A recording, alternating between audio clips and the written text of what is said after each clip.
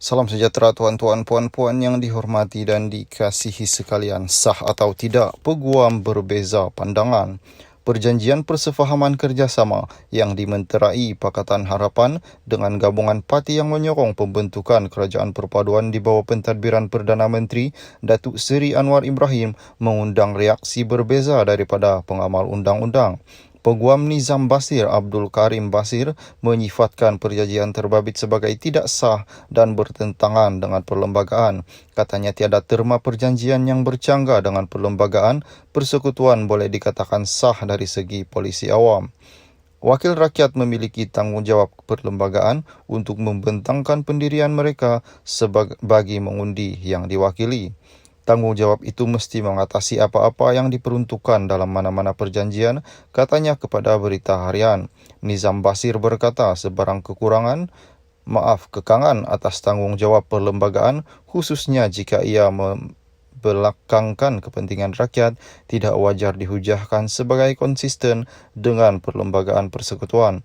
Ruang mesti wujud untuk seorang wakil rakyat melaksanakan tanggungjawabnya, iaitu untuk tidak menyokong sekiranya Perdana Menteri bertindak membelakangkan kepentingan rakyat, katanya. Sementara itu, Muhammad Khairul Azam Abdul Aziz berkata perjanjian itu adalah sah dan tidak melanggar mana-mana klausa perlembagaan kerana selaras dengan Akta Anti Lompat Parti. Mengulas sama ada perjanjian itu adalah haram dan tidak berperlembagaan dan akan membawa kepada pemerintahan diktator, Muhammad Khairul hanya menjawab tidak setuju. Semalam, 4 gabungan politik mementerai perjanjian dengan PH diwakili pemimpin tertinggi waris masing-masing, iaitu Presiden Warisan Datuk Seri Muhammad Syafiq Abdal, pengurusi gabungan Parti Sarawak GPS Tan Sri Abang Johari Abang Openg, pengurusi Barisan Nasional Datuk Seri Dr. Zahid Hamidi dan pengurusi Gabungan Rakyat Sabah GRS Datuk Seri Haji Cinor, manakala PH diwakili Anwar sebagai pengurusinya. Udin mendakwa memorandum persefahaman Perdana Menteri Anwar Ibrahim dengan beberapa parti lain akan membawa kepada pemerintahan diktator.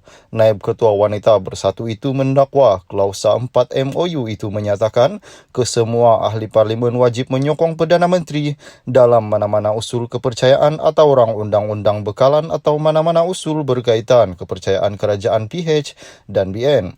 Tambahannya, menurut klausa 4(B pula, sekiranya mana-mana ahli parlimen kerajaan yang gagal mengundi sebagaimana yang telah diarah, mereka akan dianggap telah mengosongkan kerusi parlimen mereka berdasarkan artikel 49A Perlembagaan Persekutuan. Perjanjian ini adalah haram, tidak berperlembagaan, berbahaya dan tidak diperkuat-kuasakan. Artikel 49 tidak boleh menyebabkan mana-mana kerusi dikosongkan atas alasan cara ahli parlimen mengundi. Tidak ada apa-apa perkara seperti itu di dalam artikel 49E. Ia hanya merangkumi situasi di mana seorang ahli parlimen tersebut meletakkan jawatan atau berhenti menjadi ahli partinya, katanya dalam kenyataan media hari ini. Ahli parlimen Masjid Tanah itu juga berkata jawatan kuasa pilihan khas menimbang rang undang-undang anti lompat parti telah menyatakan pada 18 Julai 2022 bahawa mana-mana ahli parlimen yang tidak mengundi berikutan arahan parti tidak akan kehilangan kerusinya di bawah artikel 49E.